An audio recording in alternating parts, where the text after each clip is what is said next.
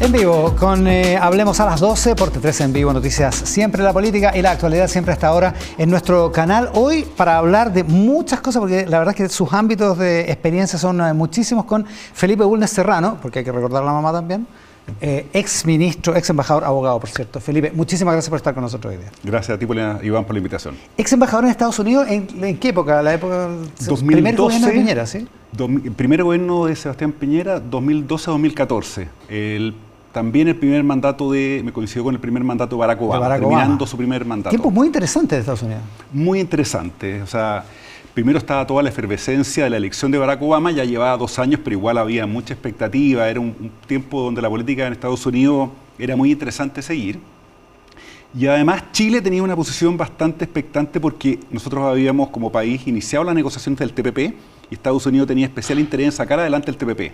Y Chile era uno de los referentes. En esa época. Nadie sabía lo que iba a pasar después. En esa época, claro. Después, efectivamente, gana Trump y clausura la idea de un TPP. Bueno, y ahora volvió a ganar Trump. Así es. Y hay mucha expectativa, se habla del visa waiver, se habla del trato que podría tener Chile. ¿Realmente es relevante para Chile que haya sido Trump y no Kamala Harris quien gana? A ver, una consideración general. Yo creo que Estados Unidos, con independencia de si están los demócratas o los republicanos, no están mirando mucho a Latinoamérica.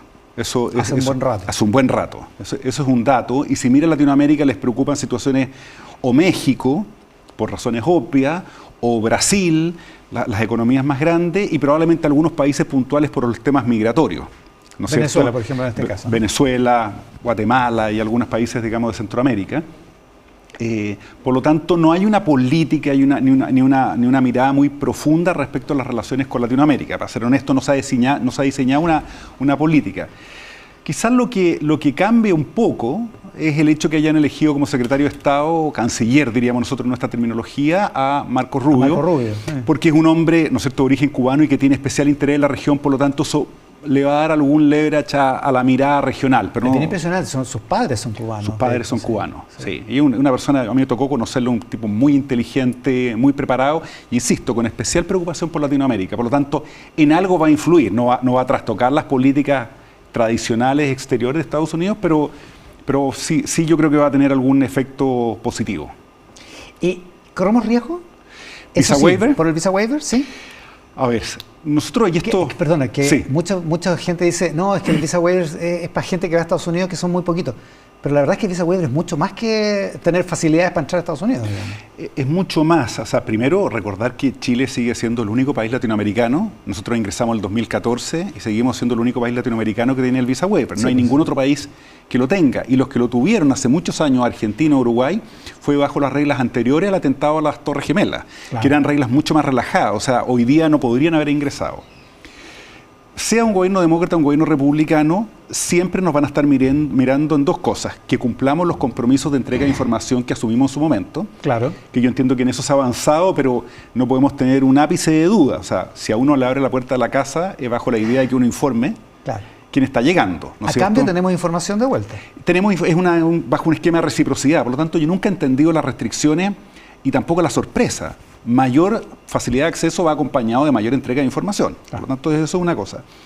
Pero segundo, cumplir indicadores. Hay que tener cuidado con la tasa de sobreestadía de chilenos. A uno le permiten entrar a Estados Unidos cuando va bajo el visa waiver por una cierta cantidad de días. Claro. Si se empieza a producir una infracción y empezamos a encontrarnos con que muchos chilenos se quedan allá. Se están quedando más allá de 6 meses, creo que. Exactamente, ¿no? Ahí se genera también un problema, una alerta, porque este es un programa que controla el Congreso. Pero hay una cuestión adicional, más allá de estos indicadores, etcétera, hay un riesgo político. Y es el tema del turismo delictual, que se empieza a asociar con ciertas bandas de chilenos y que han llevado a que representantes en el Congreso empiecen a pedir que Chile sea expulsado o sacado del programa, porque se está generando la idea de que el visa waiver facilita este turismo delictual de grupos chilenos. ¿Y teóricamente lo facilita? A ver, cuesta decirlo, pero obviamente que si no hay una entrega de una información súper precisa, se facilita, ¿no es cierto?, efectivamente, que pudieran ocurrir cosas como esta. Bueno, o sea, hay que ponerle ojo a esta situación. Y desde el punto de vista del riesgo geopolítico, ¿ustedes de los alarmados por el triunfo de Trump? Bueno, yo tengo una personalidad siempre alerta. Entonces, no quiero atribuírselo, digamos, propiamente a Trump, pero es evidente de lo que conocemos de Trump 1, ¿no es cierto?, su primer gobierno, que van a haber mayores niveles de tensión y incertidumbre, producto del propio carácter, ¿no es cierto?, del presidente Trump, que es de tensar las posiciones y de hacer valer sus puntos en forma bastante enfática, y eso va asociado a una mayor incertidumbre. No estoy pensando en escenarios catastrofistas, pero sí creo que si uno tuviera que predecir algo es un cierto nivel mayor de tensión y incertidumbre de lo que uno hubiera esperado con un gobierno de Kamala Harris. Felipe, usted fue ministro de Educación, pero también fue ministro de Justicia. Si yo no recuerdo mal, usted creo que fue el primer ministro de Justicia que fue a la penitenciaría. Yo conocí más o menos en esa época la penitenciaría y es básicamente un infierno. O sea, uno se queda corto al describirlo de esa manera. Hay un problema con las cárceles. El ministro Cordero, cuando era ministro de Justicia, lo señaló, dijo que hay un problema además con la construcción de las cárceles porque nadie las quiere cerca. Hay un problema en el sistema penitenciario que todavía sigue, y usted fue ministro de Justicia hace hartos años. Es un problema, digamos, endémico nuestro como país y se está volviendo cada vez más preocupante. Siempre lo he encontrado preocupante desde que me tocó entender bien la situación, pero está aumentando. Entiendo que la tasa de personas privadas de libertad, ya 50.000 era mucho, y creo la última encuesta, no encuesta, sino datos que vi, creo que estábamos cerca de 60.000. Lo leí en una carta en la Tercera o el Mercurio, no estoy seguro de la fiabilidad del dato, pero me hizo sentido porque pero obviamente... andamos como por unos 12.000 o 15.000 presos en exceso, digamos. Exactamente. Mucho por presión preventiva. O sea, 50.000 ya era tensionar bastante el sistema, porque implicaban sobre tasas y todo. 60.000 yo creo que es mucho, con lo cual vuelve más acuciante el problema. Sin contar lo que cuesta, digamos. Sin contar lo que cuesta, y esa es parte del problema. La sociedad básicamente no entiende que un gobierno y el Estado invierta recursos en los presos porque cree que, ¿no es cierto?, es como un contrasentido. ¿Cómo podría ser? Pero aquí hay un tema de inversión de, primero, dignidad, pero también de seguridad. Claro. Que hay que entender que después el preso sale de la cárcel y dependiendo de cómo ha sido su proceso de rehabilitación y su estancia, en un ambiente violento o no violento, es la calidad de la persona o de las conductas que podemos esperar una vez que sale de la cárcel. Por lo tanto, no es ni justo ni digno tener el nivel, ni seguro ni racional tener el nivel de cárcel que tenemos hoy en día. A usted le tocó el incendio de la cárcel de San Miguel, como Así ministro. Es. Una experiencia muy fuerte, ¿no? Sí, una experiencia muy fuerte, además cuando uno se enteraba de los detalles, el nivel de violencia, el nivel de horror que se vivió, ¿no es cierto?, esa noche. Es una circunstancia que por supuesto impacta y queda como un reflejo muy vivo de los riesgos que tiene el sistema carcelario. Y la otra faceta de ser ministro de Justicia es relacionarse con el otro lado, digamos, del sistema judicial, que es el Poder Judicial propiamente tal. A raíz del caso Monsalve, de toda la chimuchina o de los casos tan llamativos de estos últimos semanas y meses, hemos olvidado un poco de lo que veníamos, que es de una crisis bien profunda en el Poder Judicial.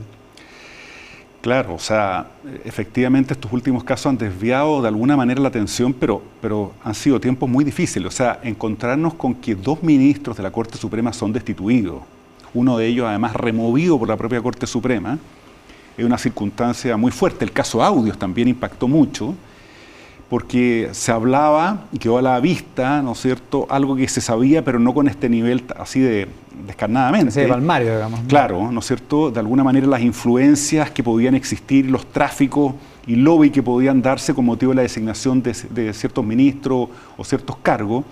Surge ahora un proyecto del gobierno en reacción, buscando modificar el tema del nombramiento de los ministros de Corte de Apelación y Corte Suprema, y todo esto además en un contexto donde había una discusión que de alguna manera emergió con mayor fuerza sobre el Poder Judicial y el activismo judicial. Entonces, han sido tiempos difíciles para el Poder Judicial en este minuto. ¿Y de qué lado está usted? ¿En la idea de que había efectivamente activismo judicial? ¿En la idea de que, de que el proyecto del gobierno para reformar el Poder Judicial está bien inspirado? ¿Cómo ve esa discusión? Bueno, como nos encanta a los abogados, distingamos, ¿no es cierto? No, es imposible sacarnos esa muletilla, pero vale la pena distinguir en lo siguiente. En lo que se refiere a los nombramientos, claramente el sistema actual ya hizo agua, colapsó. Primero creo que había un cierto grado de cinismo en cómo se ha tratado la situación y voy a explicar por qué.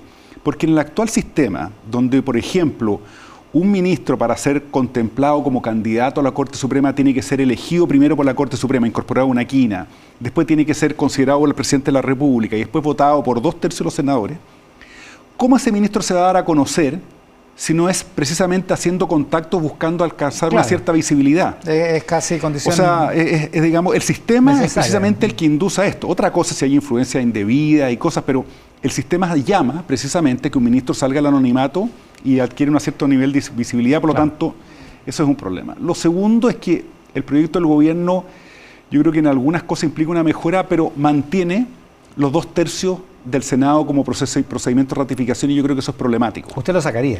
Yo lo sacaría. De Sacaría hecho, el Senado la decisión. Sacaría el Senado la decisión, lo incorporaría de otra forma, quizás en la comisión de designación que tuvieron un representante, la comisión de constitución del Senado, pero de hecho un proyecto transversal que lo lideró de alguna manera Adolfo Ibáñez, pero participaron académicos de toda la Facultad de Derecho o de muchas. Usted está en el directorio de Adolfo Ibáñez, por eso lo Pero menciona. por eso, claro, no, una publicidad no buscada, digamos. Yo sé, Pero ahí la propuesta que hicieron ellos, muy transversal, era precisamente eliminando, generando un comité de designaciones con varias características, pero sobre todo eliminando la intervención del Senado en el proceso de ratificación.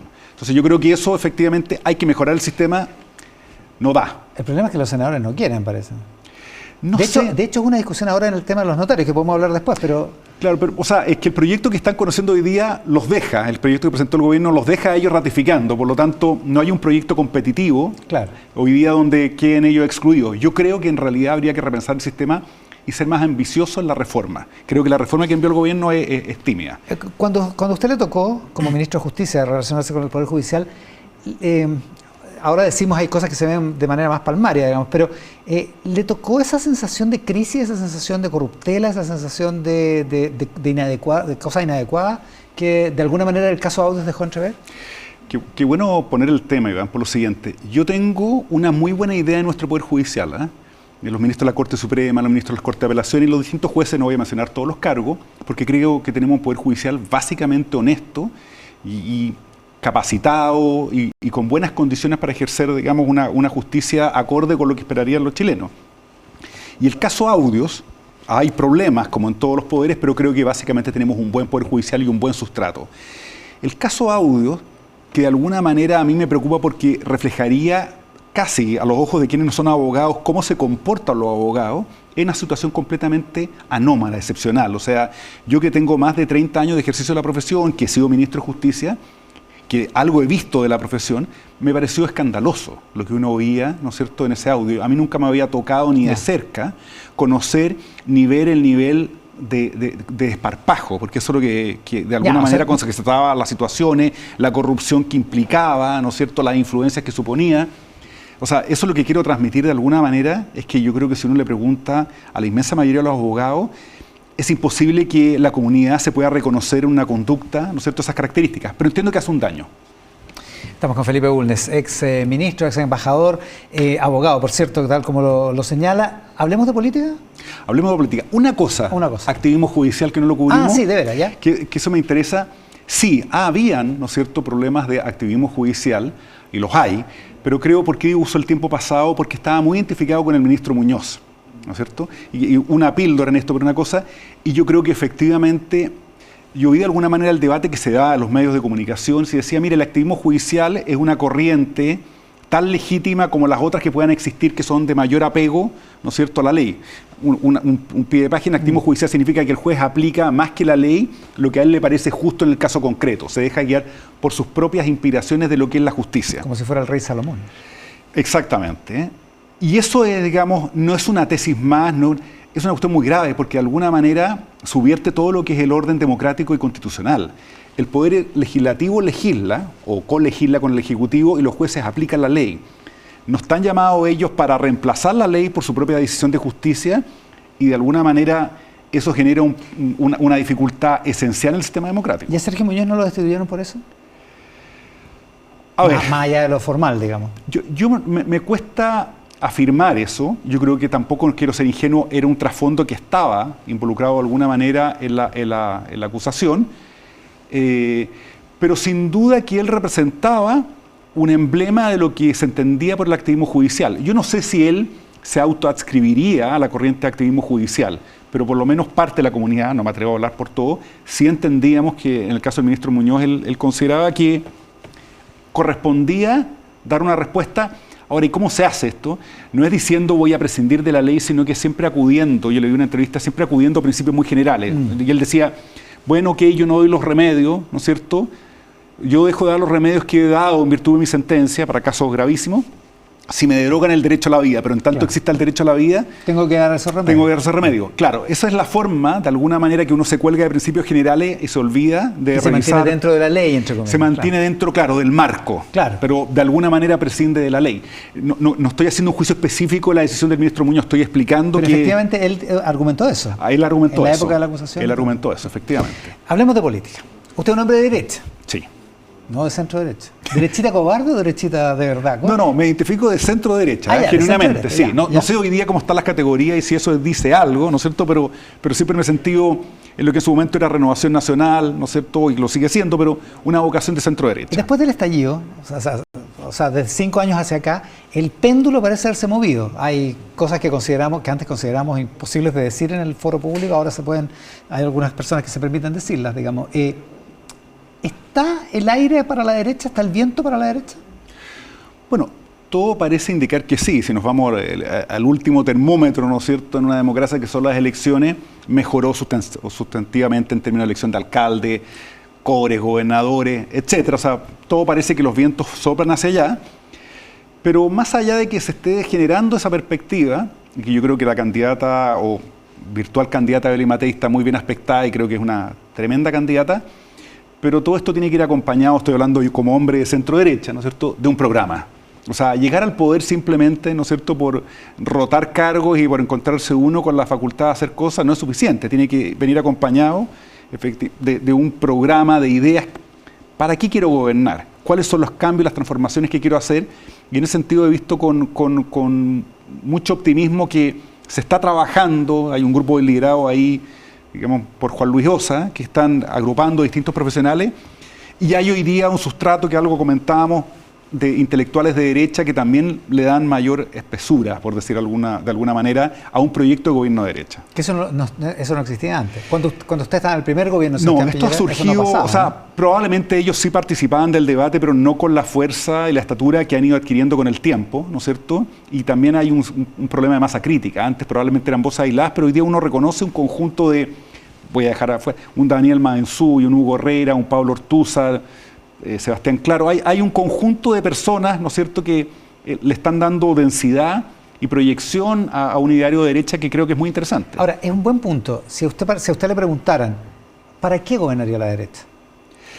Bueno, la sola reacción a lo que algunos entienden, ¿no es cierto?, como un muy mal gobierno, a mí me parece insuficiente. El solo postulado... O sea, la respuesta es para que gobierne la derecha, para que no gobierne Boric. Gobierne exactamente. Por un contraste, a mí me parece que es insuficiente. Entiendo la motivación, ¿no es cierto?, pero me parece que es egoísta o muy poco, digamos, ambicioso. Quizás eso es lo que quiero decir. Es muy poco ambicioso solamente plantearse un gobierno para corregir lo que se estima que es un gobierno que no lo ha hecho bien. Creo que la derecha tiene que gobernar, efectivamente, para colocarnos sin complejo en una senda del desarrollo que veníamos trayendo, de alguna manera recuperar a la manera de la derecha el legado de los 30 años, del cual toda la clase política, pero sobre todo los que tenían el legítimo crédito para reconocer lo que es la concertación, de alguna manera abjuraron por algunos años.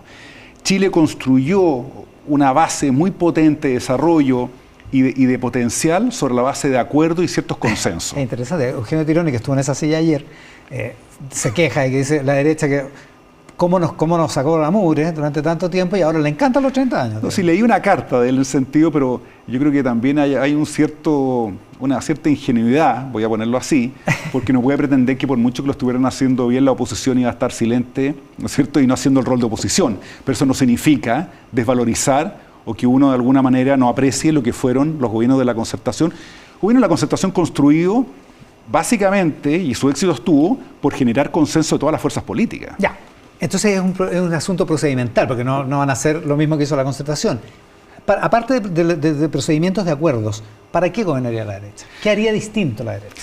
Bueno, yo creo que hoy día uno podría ir revisando, ¿no es cierto?, materia por materia, cartera por cartera, y yo creo que se harían las cosas sustancialmente distintas. Pero yo creo que hay una cuestión primero prioritaria: crecimiento. Que suena como algo abstracto, general y todo el asunto, pero el crecimiento es la base del progreso de todas las personas. Tener de alguna manera una ciudadanía donde cada uno sea dueño de su propio destino, tenga fórmulas y métodos para ganarse la vida por sí mismo, ¿no es cierto? Y que tenga un Estado que lo ayude, pero del cual no dependa necesariamente. Sin crecimiento este país de alguna manera queda limitado y impedido no solamente de ofrecer oportunidades y destinos lo suficientemente convocantes para que cada cual, insisto, sea dueño de su propio destino, sino que además incluso en el gasto social. No podemos invertir más en educación, no podemos invertir más en salud, no podemos invertir en unas, digamos, innumerables iniciativas que no pueden seguir esperando. Es interesante porque se ha hablado mucho de que la seguridad va a ser como el gran canon, digamos, de este eje de esta elección, pero capaz que finalmente sea la economía, a la vieja usanza, digamos. Yo creo que, claro, efectivamente la seguridad le va a competir, pero puede ser que la economía, yo creo que finalmente los chilenos, insisto, si uno ve el nivel de satisfacción, y esto se ha comentado mucho, están básicamente satisfechos con su propia individualidad, con su propio proyecto de vida, pero esa cuestión tiene que ir acompañado de un sustrato, de una sociedad que ofrezca oportunidades de desarrollo para sí mismo, para los hijos, y esa cuestión hay que potenciarla. Y son voces de alerta que se vienen dando hace mucho tiempo, y donde hoy día cuesta identificar iniciativas verdaderamente audaces para dar vuelta, de alguna manera, la palanca y ponerla en dirección hacia ese tipo de política. Seguridad, obviamente que va a estar, pero en eso yo entiendo que todos los gobiernos han sufrido y las respuestas fáciles no existen. Sí, usted está en el gobierno de la puerta giratoria, ¿cómo olvidarlo? Oiga, vamos a hacer una pausa. Y le pregunto, ya que usted es un hombre de centro-derecha, ¿qué le parece a las múltiples derechas que tenemos ahora? Vamos a una pausa, hablemos a las 12 por T13 en vivo, seguimos conversando actualidad y política hoy con Felipe Bulnes.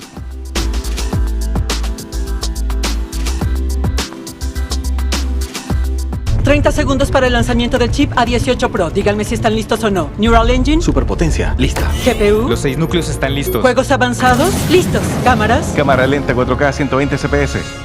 Lista. 93 pestañas abiertas. ¡Lista! Todo listo para el lanzamiento.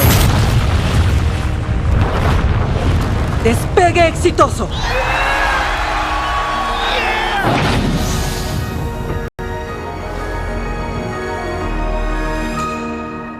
En Nova sabemos que la limpieza nunca termina. Por eso ahora crecimos a un formato gigante. La Nova, por favor. ¿Y la Nova?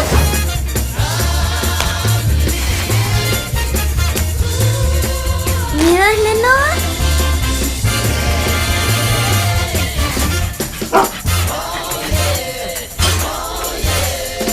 Nueva Nova Ultra Absorb Gigante. Hojas un 30% más absorbentes para limpiar hasta el último detalle. Nova, marca número 1 en absorción. Una marca de Softies. En POC procesamos 3.000 kilos de plásticos al día, lo que equivale a 60.000 envases que dejan de estar en el ambiente. Mi nombre es Francisca Díaz y soy cofundadora de POC. Nosotros reciclamos desechos plásticos y los transformamos en un nuevo material de la construcción. Nuestra planta está en Villarrica, región de la Araucanía, y recepcionamos plásticos desde Santiago a la isla de Chiloé. En nuestro proceso, recuperamos y clasificamos residuos, los pretratamos para generar la mezcla adecuada y los transformamos en perfiles que son utilizados para la fabricación de mobiliario urbano, como por ejemplo senderos, pasarelas, señaléticas, muelles y lomos de toro. A través del desarrollo de POC, nosotros generamos un impacto directo en el medio ambiente, porque transformamos residuos en un producto competitivo, de alta calidad y durabilidad. En definitiva, hacemos de un residuo un recurso. Que empresas como ISA incorporen dentro de sus proyectos nuestros productos nos da un impulso para seguir cuidando el medio ambiente. El desafío ahora es incorporar el material POC en el desarrollo de infraestructura y nuevos proyectos. Es un producto de alta calidad y competitivo, y así poder seguir aportando a la economía circular.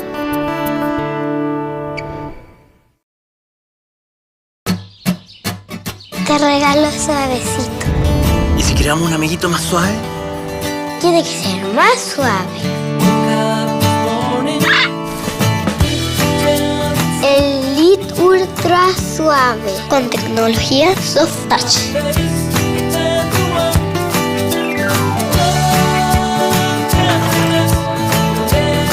Te presento el amigo más suave del mundo. Elite Número 1 en suavidad. Elite, una marca de Softies. 30 segundos para el lanzamiento del chip A18 Pro. Díganme si están listos o no. Neural Engine. Superpotencia, lista. GPU. Los 6 núcleos están listos. Juegos avanzados. Listos. Cámaras. Cámara lenta 4K 120 CPS. Lista. 93 pestañas abiertas. ¡Lista! Todo listo para el lanzamiento. Despegue exitoso.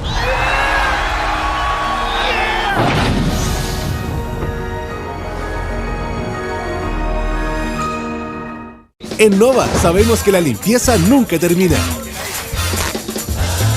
Por eso ahora crecimos a un formato gigante. La Nova, por favor. ¿Y la Nova?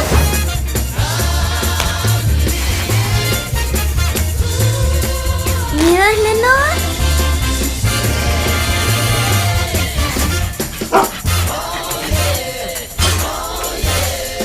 Nueva Nova Ultra Absorb gigante. Hojas un 30% más absorbentes para limpiar hasta el último detalle. Nova, marca número 1 en absorción. Una marca de Softies.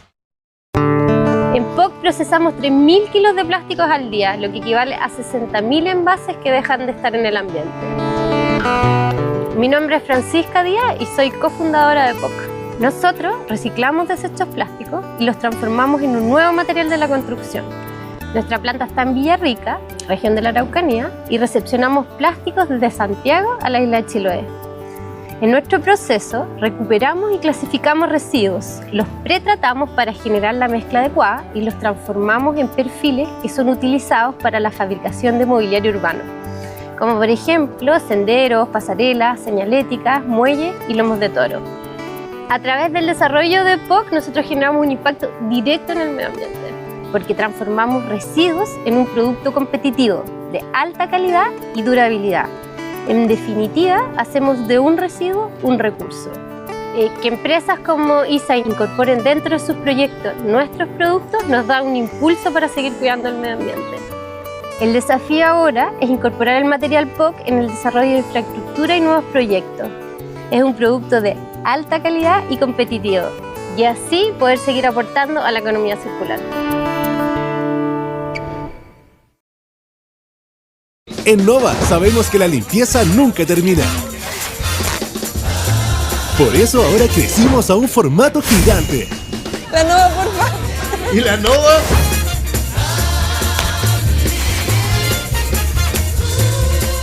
¿Me das la Nova?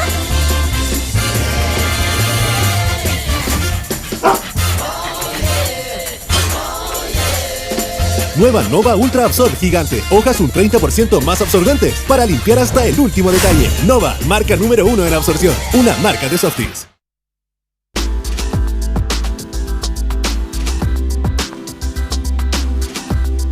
Hablemos a las 12 por T13 en vivo, noticias siempre, hoy con Felipe Bulnes para la política y la actualidad, con una pregunta que queda pendiente. Usted es de centro derecha, ¿qué le parece esta polémica con las otras derechas, unos que le dicen derechita cobarde a su sector? No, a mí nunca me ha complejado, ¿no es cierto?, los que crean que por tener una cierta mirada, insisto, de centro derecha, uno estaría renunciando a principios, ni mucho menos. Cada uno tiene sus convicciones. Si algunos creen que solamente llevándolas a un extremo se es de derecha, no lo comparto. ¿Hay un problema de hegemonía o es una cosa donde pueden convivir? No, yo creo obviamente que no solamente podemos, sino que debemos convivir todos los proyectos de derecha. Voy a decir un lugar común, pero es evidente, ¿no es cierto? Solamente en la medida que haya una relativa unidad dentro de las distintas derechas, hay alguna posibilidad, ¿no es cierto?, de salir adelante como proyecto político. No sé si todos lo tienen tan claro. Oiga, una cosa, a propósito de que usted ha sido ministro de Justicia, abogado hace más de 30 años, como me lo dijo, el principio de presunción de inocencia que está involucrado en la idea de que hay que creerle siempre a los denunciantes, una cuestión que está extremadamente en boga con los casos judiciales que estamos viendo ahora. Hay ahí un aprendizaje que ha hecho la sociedad, principalmente por la denuncia contra el presidente Boric, ¿no? De todas maneras, o sea, yo creo que el principio de presunción de inocencia está muy maltratado en el último tiempo, y voy a ir al tiro al tema de las denuncias de abuso sexual, pero dos cosas más. La doctrina, ¿no es cierto?, de la ministra Tobá, que yo la entiendo desde un punto de vista político, de decir cualquier persona formalizada tiene que hacer abandono de su cargo. Nos tocó ver el general director de Carabineros abandonando el cargo y nadie quería que se fuera, pero era la doctrina, había que mantenerla. Es súper peligrosa por lo siguiente. la formalización no es más que una decisión que toma un fiscal por sí y ante sí, sin ninguna aprobación judicial, de comunicarle a una persona que va a realizar una investigación a su respecto. El llegar a la audiencia de formalización, ya el juez después acepta la formalización. Pero el juez tiene que aceptarla. Si la formalización es una cuestión que decide el fiscal por sí, el juez toma nota de que se está desarrollando esta formalización, pero la presunción de inocencia se mantiene intacta y por el hecho de la formalización de decir que una persona pierde la aptitud, ¿no es cierto? Lo mismo, voy al tiro a la cuestión, pero que cuando se celebra la prisión preventiva de una persona, la prisión preventiva no es un castigo anticipado, no es una medida del grado de culpabilidad de alguien, y por lo tanto malamente se podría celebrar, pero yo veo hoy día la expectativa de cómo se enfrenta cualquier solicitud de prisión preventiva y como que hay una frustración pública, una sensación de impunidad si es que la persona a la que se trate, la figura pública que convoque, ¿no es cierto?, la atención, no queda en prisión preventiva. Y por último, el famoso eslogan, ¿no es cierto?, amiga, yo te creo, para hablarlo claramente. Una cosa, y creo que la sociedad ha avanzado mucho en el acompañamiento a la presunta víctima, en velar porque se investigue lo que denuncia hasta las últimas consecuencias. Y sin sesgo. Sin sesgo, ¿no es cierto? Y insisto, dando todo el acompañamiento y la protección que corresponda. Pero de ahí a transformar al denunciado en presunto culpable en vez de presunto inocente, hay una distancia muy importante. Porque de alguna manera yo he visto incluso, producto de esta consigna, personas que quedan muertas civilmente sin todavía ni siquiera haber presentado su defensa, sin haber sido condenado por nada. Entonces hay que matizar y la presunción de inocencia finalmente nos protege a todos. Felipe, muchísimas gracias por la gentileza de estar hoy día. Al contrario, Iván, muchas gracias a ti. Con Felipe Bulnes, en la edición de hoy de Hablemos a las 12. Sigan con nosotros entre 13 en vivo, vienen los deportes y por supuesto nosotros nos encontramos el próximo lunes en Hablemos a las 12 para la política y la actualidad. Muchas gracias por estar ahí.